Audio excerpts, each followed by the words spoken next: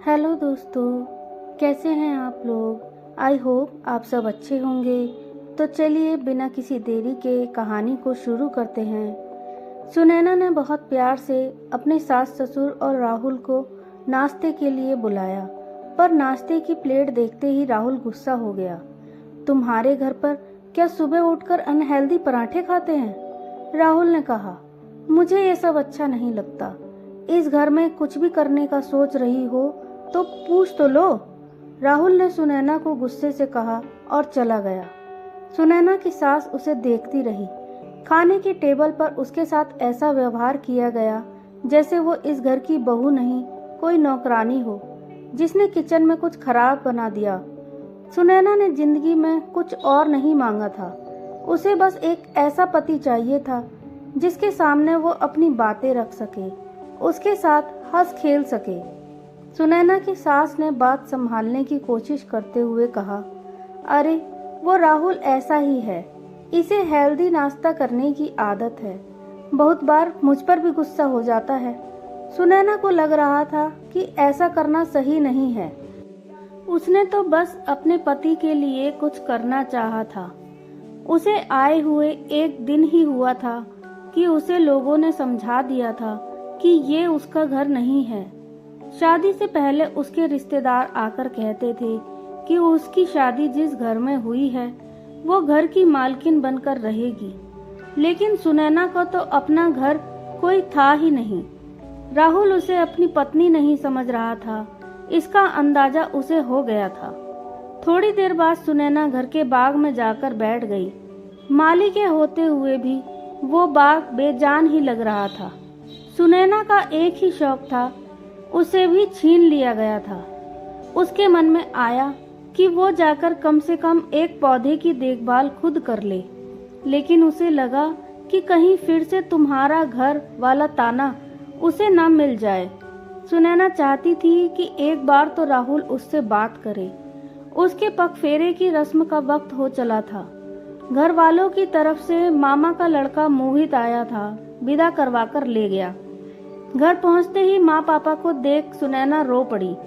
ऐसा लग रहा था मानो 2 ही दिनों में उसके आंगन के फूलों और उसके चेहरे दोनों की ही रंगत चली गई हो। घर वाले भी परेशान थे कि आखिर सुनैना ऐसा व्यवहार क्यों कर रही है, लेकिन वो समझाए भी क्या? कैसे बताए कि पति को वो अच्छी नहीं लगती? कैसे पूछे माता पिता से कि राहुल से बात क्यों नहीं करने दी शादी से पहले? क्यों जरूरी था उसकी शादी बिना सोचे समझे कर देना? सुनैना की हालत देखकर माँ को बिल्कुल अच्छा नहीं लग रहा था। सुनैना का भाई भी उससे पूछे जा रहा था। थोड़ी देर बाद सुनैना बाग में चली गई तो उसके पीछे पीछे मोहित भी गया। दीदी सच बताओ क्या हुआ? मोहित ने पूछा। खोज रही हूँ कि मेरा अपना घर कौन सा है, सुनैना ने कहा। दीदी अगर आपको सही नहीं लग रहा है तो मुझे बताओ, मैं कुछ न कुछ करूँगा। सुनैना से 5 साल छोटा मोहित अभी सरकारी एग्जाम की तैयारी में जुटा था, पर मोहित को लग रहा था कि वो किसी भी तरह से दीदी की मदद कर दे। देखते ही देखते रात हो गई और सुनैना ने एक बार फिर से राहुल को कॉल किया। आप मुझे लेने कब आएंगे? सुनैना ने पूछा। मेरे पास वक्त नहीं है, मैंने समीर को भेज दिया है, वो आता ही होगा, कहकर राहुल ने फोन काट दिया। समीर राहुल का छोटा भाई था। जहां पति को उसे विदा करवाने आना था, वहीं देवर आ रहा था। आखिर वो आया और सुनैना को ले गया। यह बात सुनैना के माता पिता को भी अच्छी नहीं लगी, लेकिन क्या करें, बेटी को विदा कर चुके वो लोग अभी बेटी की शादीशुदा जिंदगी को बेहतर बनाने की कोशिश में लगे हैं। भाभी क्या आप ठीक हैं? समीर ने पूछा। इतना पूछते ही सुनैना रो पड़ी, मानो दिन भर का गुब्बार निकल गया हो। मुझे मालूम है राहुल भैया आपके साथ अच्छा व्यवहार नहीं कर रहे हैं, थोड़ा समय दीजिए, वो बुरे नहीं हैं। आपको कोई भी जरूरत हो तो आप मुझसे कह सकती हैं, समीर ने कहा। आप देवर नहीं दोस्त ही समझिए, अब वो आपका भी तो घर है, आप जैसे चाहे वैसे रहें, उसने कहा। और सुनैना को लगा कि शादी तय होने से लेकर अब तक में पहली बार उसे कोई समझने वाला मिला है। समीर उम्र में सुनैना से भी बड़ा था, इसलिए शायद समझदार भी था। समीर इकलौता था जिसने कहा था कि वो सुनैना का भी घर है। समीर और सुनैना घर आए और सासू माँ ने घर के हालचाल पूछकर उसे आराम करने को कहा। सुनैना फिर राहुल के कमरे में चली गई। हाँ, राहुल का कमरा, क्योंकि अपना कमरा तो कोई था ही नहीं। सुनैना ने कमरे का दरवाजा बंद किया, चेंज किया और फिर राहुल की तरफ देखकर बोली, आज बात करोगे मुझसे या आज भी नहीं?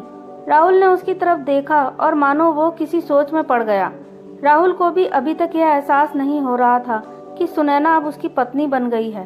थोड़ा नरमी दिखाते हुए उसने कहा, तुम थक गई होगी, सो जाओ, हम कल बात कर लेंगे। मैं कोशिश करूंगा कि तुमसे थोड़ी बात करने का समय निकाल लूं, उसने कहा और पलटकर सो गया। सुनैना को लगा जब बात करनी ही है तो आज ही क्यों ना कर ले, पर राहुल को शायद अभी और वक्त चाहिए था। अगला दिन भी आ गया। सुनैना को देखकर लग ही नहीं रहा था कि उसके चेहरे पर नई दुल्हन वाली रौनक है। आज राहुल ने उसकी तरफ देखा और कहीं बाहर चला गया। बिना बात किए कल का वादा भी अधूरा ही रह गया। सुनैना और उसकी सास दोनों ही बाग में आ गए। वहाँ समीर पहले से ही मौजूद था, अपने ढेर सारे गार्डनिंग सप्लाई लेकर। लो, इस घर को भी अपना घर बना लो, बाग में बाहर ले आओ, समीर ने कहा और सुनैना हंस दी। सुनैना की सास एक तरफ तो समीर और उसकी बढ़ती नजदीकी देख रही थी, दूसरी ओर राहुल और सुनैना का रिश्ता संवारने के सपने भी देख रही थी। लेकिन उन्होंने सुनैना से राहुल से जुड़ी एक सच्चाई छुपाई थी। समीर का दिया हुआ तोहफा सुनैना को इतना पसंद आया कि एक ही दिन में उसके चेहरे पर रौनक आ गई। सुनैना इस घर के बाग में भी गुनगुनाते हुए, चहकते हुए पौधों की देखभाल कर रही थी और कुछ नए पौधे लगा रही थी। वो आज खुश लग रही थी। आज उसने सुबह उठकर राहुल की तरफ देखा भी नहीं। तैयार हुई, खुद किचन में जाकर अपना नाश्ता बनाया, सबके आने से पहले खा लिया और गार्डन में चली आई। सुनैना को महसूस हो चुका था कि इस घर को अपना घर बनाने में उसे बहुत समय लगेगा, लेकिन अगर वो कोशिश करे तो इस घर का एक कोना तो अपने हिसाब से सजा सकती है। राहुल सुबह उठा और उसने अपने बगल में सुनैना को नहीं देखा। अभी कुछ ही दिन हुए थे, लेकिन राहुल को आदत हो गई थी उठते ही सुनैना का चेहरा देखने की। राहुल तैयार होकर नीचे गया। नाश्ते की टेबल पर सिर्फ माँ पापा ही थे। एक मन आया वो सुनैना के बारे में पूछ ले, लेकिन इतने दिनों से जो व्यवहार उसने दिखाया है, उसके बाद आखिर वो पूछे भी तो कैसे। तेरी शादी ना ही कराई होती तो अच्छा होता, कम से कम सुनैना ही खुश रह लेती, राहुल की माँ ने उसे कहा। मना तो किया था शादी के लिए, आपने सुना ही नहीं। और सुनैना खुश क्यों नहीं है? इतने बड़े घर की बहू बन गई है, राहुल ने तीखे स्वर में जवाब दिया। पत्नी के लिए पति का साथ ही जरूरी होता है, राहुल पिताजी ने कहा। तेरी पसंद की लड़की इस घर में नहीं आ पाई, इसका अफसोस हमें भी है, लेकिन यह भी तो सोच कि उसने किसी और से शादी कर ली। वो खुश है, तू तो गया था ना उसे भगाने के लिए, गया था ना अपना घर छोड़कर, फिर भी नहीं आई वो तेरे साथ। कम से कम उसका साथ तो दे जो अपना घर छोड़कर आई है तेरे लिए, माँ ने कहा। राहुल का 6 महीने पहले ही ब्रेकअप हुआ था। राहुल उस लड़की के लिए घर वालों से लड़ा, घर छोड़कर चला गया, लेकिन उस लड़की ने राहुल के साथ आने से मना कर दिया। राहुल बड़े घर का लड़का था और जब उसे पता चला कि उसने घर ही छोड़ दिया है तो राहुल ने बिल्कुल कन्नी काट ली। राहुल का दिल कुछ ऐसा टूटा कि वो अपने घर वापस आने को भी तैयार नहीं था। ऊपर से माँ ने उसकी शादी तय कर दी। शादी के बाद राहुल सुनैना को देखता तो उसे वही लड़की दिखती थी, इसलिए राहुल उस पर भरोसा नहीं कर पा रहा था। राहुल व्यवहार का बुरा नहीं था, लेकिन वो सुनैना को अपना नहीं पा रहा था। जाने अनजाने में राहुल और उसकी माँ दोनों ही सुनैना के गुनहगार बन गए थे। राहुल तैयार होकर बाहर जा रहा था कि उसके बाग में सुनैना और समीर को देखा। सुनैना समीर की किसी बात पर खिलखिलाकर हंस रही थी। समीर के चेहरे पर भी मुस्कुराहट थी और आंखों में चमक। पता नहीं क्यों राहुल को आज उन्हें देखकर जलन होने लगी। सुनैना अपनी मस्ती में गुलाब के पौधों की छटाई कर रही थी। अचानक उसे एक कांटा चुभा और समीर ने उसका हाथ पकड़कर उस पर पानी डाल दिया। राहुल दूर से देखता हुआ जा रहा था और उसे ऐसा लगा कि जैसे किसी ने उसके मुंह पर तमाचा मार दिया हो। पीछे से राहुल की माँ भी आ गई और ये देखकर उन्हें भी अच्छा नहीं लगा। समीर और सुनैना दोनों देवर भाभी की तरह नहीं, दोस्तों की तरह बात कर रहे थे। राहुल मुड़ा और चला गया। दिन भर उसके दिमाग में सुनैना की शक्ल ही घूमती रही, उसका खिलखिलाकर हंसना और समीर का उसका हाथ पकड़ना। राहुल जानता था कि उसके भाई के लिए सुनैना भाभी ही थी, पर जलन का क्या करे।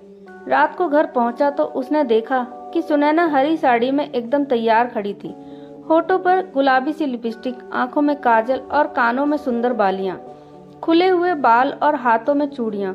राहुल सुनैना को देखकर मन ही मन खुश हो गया। बिल्कुल वैसी ही लग रही थी सुनैना जैसे बगीचे में गुलाब खिलाया हो। पीछे से समीर और माँ दोनों आ गए। समीर उन दोनों को बाहर घुमाने ले जा रहा था। आ गया तो हम थोड़ा बाहर घूमकर आते हैं, सुनैना को भी अच्छा लगेगा। खाना बनाकर रख दिया है, तुम और पापा खा लेना, राहुल की माँ ने कहा और उसे थोड़ा बुरा लगा। आज वो सोचकर आया था कि शाम को सुनैना के साथ थोड़ा वक्त बिताएगा, पर खींच के कारण माँ से कुछ कह नहीं पाया। तीनों चले गए और 2 घंटे तक राहुल ऐसे ही बेचैनी से देखता रहा। आज सुबह से ही सुनैना ने उसकी तरफ देखा भी नहीं था। रोज जहाँ सुनैना राहुल से बात करने की जिद करती थी, आज उसकी खामोशी राहुल को परेशान कर रही थी। तीनों को आते आते देर रात हो गई। सुनैना वापस आई और कमरे में जाकर चेंज करके लेट गई। आज वो एक किताब अपने साथ लेकर आई थी। राहुल हमेशा की ही तरह अपना काम करने में लगा था। कमरे में एकदम खामोशी थी।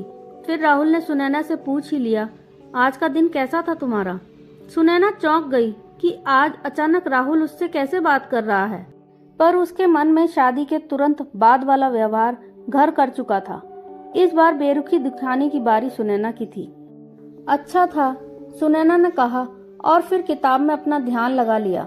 राहुल समझ गया था कि सुनैना उसके पास आने से पहले ही उससे दूर हो चुकी थी। राहुल भी अपना सा मुंह लेकर काम में लग गया। अगली सुबह एक बार फिर राहुल के उठने से पहले ही सुनैना कमरा छोड़कर जा चुकी थी, मानो वो राहुल को देखना ही नहीं चाहती। नीचे पहुंचा तो आज कुछ अलग माजरा था। सलवार कमीज पहने सुनैना अकेले ही अपना नाश्ता कर रही थी। राहुल और उसकी माँ उसी समय टेबल पर पहुंचे तो राहुल ने बोल दिया, क्या सबके साथ नाश्ता करने का मन नहीं है? सुनैना को उसकी आवाज में छुपा ताना समझ आ गया। बहू, तुम्हारे घर में अलग नाश्ता करते होंगे, हमारे यहाँ सब एक साथ खाते हैं, इससे प्यार बढ़ता है। माँ ने बोला ही था कि सुनैना का चेहरा एक बार फिर उतर गया। अब तो ये घर भी उनका अपना घर ही है ना माँ? समीर ने पीछे से आते हुए कहा। हर रोज किसी को यह जताया जाए कि वो अपने घर में नहीं रह रहा तो उसे कैसा लगेगा? समीर का सवाल माँ को चुभ गया। हालांकि समीर की बात सही थी, सुनैना के लिए उसका अपना घर अब यही था।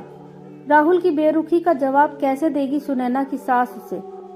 राहुल की शादी जबरदस्ती करके उन्होंने अपने घर में एक अजीब सा माहौल कर दिया है। भाभी, आपने आज मेरे लिए पराठे नहीं बनाए? मुझे तो आपके हाथ के गोभी के पराठे ही खाने हैं, समीर ने हक से सुनैना से कहा और सुनैना मुस्कुरा दी। बनाए हैं ना, उसने कहा और समीर की तरफ पराठे से भरा कैसरोल कर दिया। अरे वाह माँ, भाभी तुमसे भी अच्छे पराठे बनाती है, समीर ने कहा और माँ झेप गई। उन्होंने भी सुनैना को देखा और चुपचाप एक पराठा अपनी प्लेट में रख लिया। माँ, आप आज ओट्स नहीं खाएंगी? वो आपने कहा था इसलिए मैंने नहीं। सुनैना बोल ही रही थी कि माँ ने कहा, क्यों, मैं पराठे नहीं खा सकती क्या? अब ये तुम्हारा भी घर है, अगर तुम्हें पराठे पसंद है तो हम भी वही खाएंगे, माँ ने कहा और सुनैना मुस्कुरा दी। उसकी आंखों में आंसू आ गए। आज राहुल खाने की टेबल पर सबका मुंह तक रहा था। परिवार वालों के साथ सुनैना का व्यवहार अच्छा था, लेकिन राहुल के साथ नहीं। राहुल की ये जलन सुनैना और समीर के लिए एक बड़ा तूफान लाने वाली थी, लेकिन क्या? जानने के लिए वीडियो को लाइक करें और चैनल को सब्सक्राइब करें। धन्यवाद।